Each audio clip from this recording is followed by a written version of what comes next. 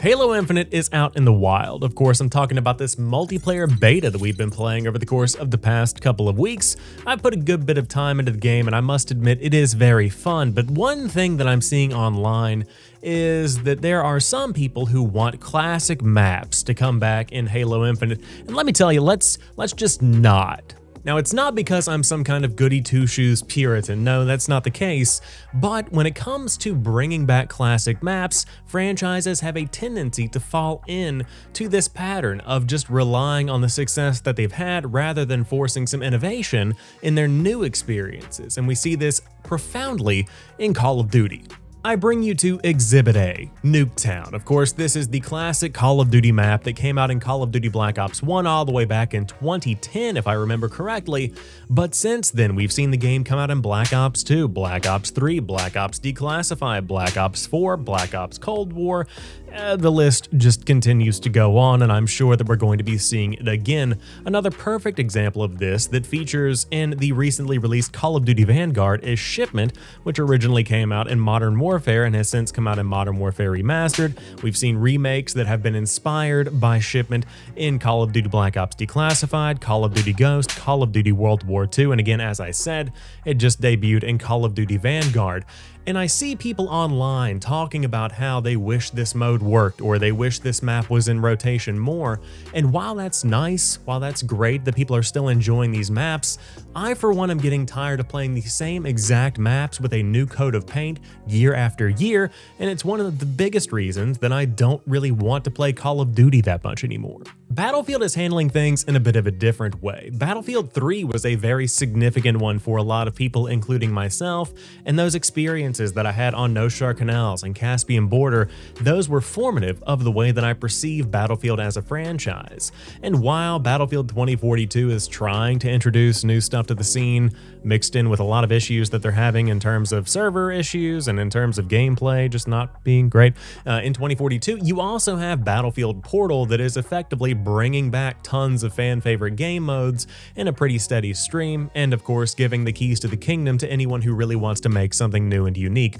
But ultimately what you have here is similar to what you have with Shipment and with Nuketown, where you're just giving people what they remember, what they're comfortable with, and again, there's nothing wrong with that, but if Battlefield 2042 hadn't been included, this would have stifled innovation just as much, and considering the state of Battlefield 2042, it's also at risk of doing that anyway. Bringing it back to the discussion around Halo Infinite and adding classic maps. Of course, people want to play those classics, Ivory Tower, Blood Gulch, that kind of thing. That sounds good in theory, but if the game relies on these classic experiences to bring players in, then it's not doing its job of creating an innovative experience that captures that classic Halo combat that we all know and love, but that innovates on that and makes something new. I need these games, your Halos, your Call of Duties, your Battlefields, to make next generation experiences that completely eclipse what we had before. I need something new. I need the next Shipment. I need the next Nuketown. I need the next Blood Gulch. I need the next Ivory Tower. That's what I want to see. I don't want to see it again and again with a new coat of paint on it, with a new holiday skin. I don't need that.